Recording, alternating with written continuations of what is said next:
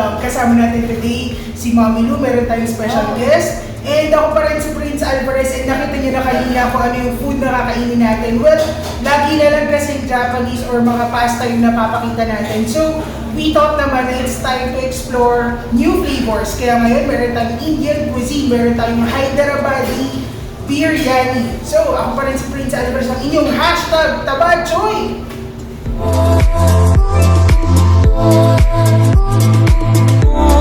So, naghanap kami ulit online and nakita namin dito sa may Quezon City si Golden Rice Hyderabadi. So, yan, meron na naman tayong tongue twister today. It's Hyderabadi. It's Hyderabadi biryani. So, si Golden Rice Hyderabadi is owned by an OFW, ex-OFW pala. Nasa Dubai siya nagtatrabaho dati since 2006. So, umuwi lang siya dito sa Manila noong 2020 for a vacation. Tapos, na-miss niya yung mga Indian food na kinakain niya dun sa Dubai. So, nag-try siya ng iba-ibang restaurants but hindi niya nagustuhan. So, ang ginawa niya was that he decided to cook for his own family and friends muna. Si Sir Richard Regaspi, who is the owner of the Golden Rice Hyderabadi, meron siyang friend who's also a businessman na nag-advise sa kanya na why don't you try to sell itong biryani also sa ibang tao, hindi lang sa family and friends mo, na parang sinishare mo lang para matikman din naman nila. By the way, biryani pala means rice from the Persian language, kaya well, alam mo naman pag Pinoy, mahilig din tayo sa rice, kaya saktong-sakto din yung ganitong food sa atin. So ang ginawa ni Sir Richard, he started perfecting the recipe and posting it on social media muna, and then later on, binenta niya muna to for a lower price para makakuha ng feedback from friends and from referrals as well.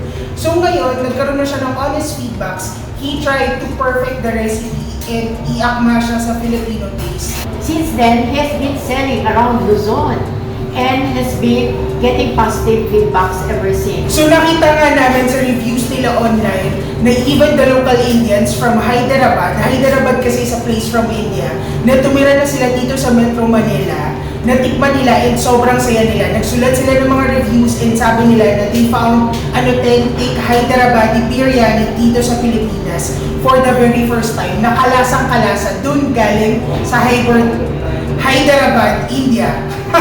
So pati ako nabubulol na kahit kagabi ko pa yung minimemorize. Hyderabadi biryani is also known as Hyderabadi. Dum biryani is a style of biryani from Hyderabad nga na nasa India, made with basmati rice, goat meat, or chicken, and also cooked with dum or pot method. Ito din, they are cooking the biryani in a unique way as they combine the raw meat and rice together with all herbs and spices and high-quality garam masala from India in one big pot to produce an authentic Hyderabadi biryani. They serve the Hyderabadi biryani na may kasamang mirchi salan and raita and small portion of vegetables.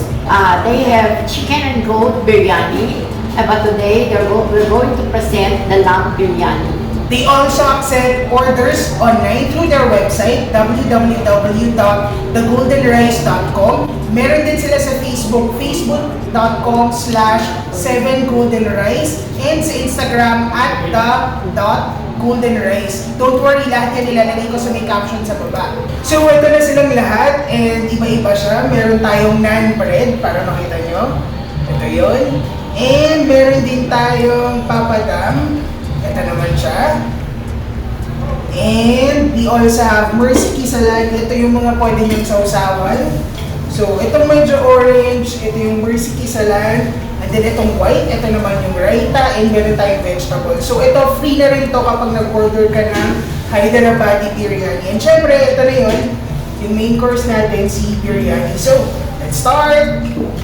Meron silang libreng gloves para magkamay ka kapag kakain, kasi yun yung mas masarap kumain kapag nagkakamay, and mas bagay siya for biryani. Mas feel mo, yung sarap na kinakain mo. Nasa ilalim daw yung lamb nito. So, halo kain natin siya, and titignan natin. As you can see, it's generously served. Ang dami niyang serving, and ang dami niyang rice. So, ayun, nandito sa ilalim, like this. Ayan. Pakita ko sa inyo. Ayan. So, nandito sa ilalim yung mga meat niya.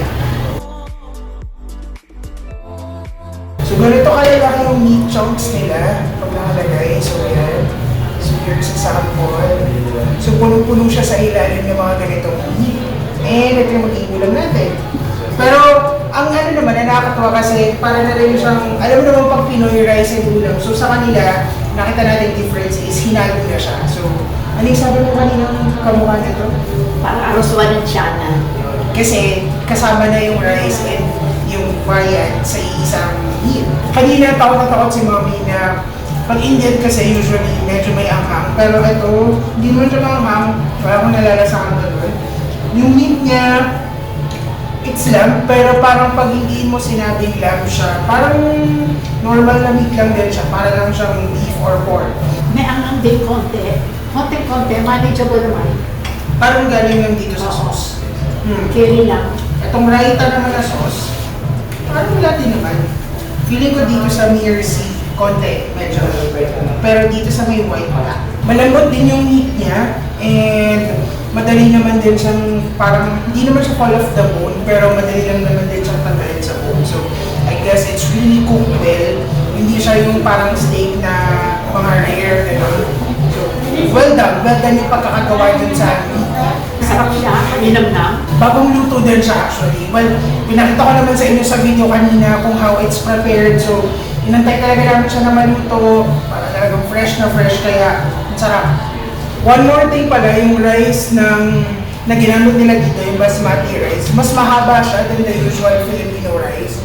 So, yung parang, yung strand ng bigas nila, mas mahaba siya than the usual. So, hindi ko alam kung kita sa camera, pero yan, zoom in ko sa inyo para mas makita nyo siya. So, itong ganitong order, good for 3 to 4 persons sa itong Hyderabadi biryani. So, dito tayo kay Papa Dam. Si Papa Dam pala is dinudurog siya tapos sinahalo kay biryani. So, sobrang excitement kanina. Biryani na lang yung kinain. Hindi na itong dinurog. Ayaw niya pagalaw kanina. Yung pala, dinudurog pala siya tsaka inahalo dito. So medyo manamis to si Papa Dam. Parang chippy. So, dito na tayo kay Nine Bread. Ito naman siya. So, ito pala, it's pang pika-pika ng bago kumain, pero since nauna yung biryani kanina, so, titikman pa rin natin siya, don't worry. Para siyang dough na medyo matigas, pero merong malambot na mga sides, and meron din siyang parang mga daon. Malasa siya kaysa sa ordinaryong tinapay. Medyo mas salty to than the regular tinapay. Mas tasty siya. Tsaka mas manipis siya than our mga pandesal. Yun know, may mga dahon sa, sa loob. Parang kamukha rin siya ng dough ng pizza. Yung mga thin crust. Ay, oo. Medyo alike siya. Pwede ba nito lang yan? Sabi kasi kanina, medyo sinasauce din daw to. So, try natin lagyan nito. Bagay sila. I think we're really lucky na si Hyderabadi Golden Rice is giving us the chance to taste authentic biryani. Even if hindi pa tayo nakarating ng India, well kami, hindi pa kami nakakarating ng India. So, hindi natin malalaman kung anong lasa niyan.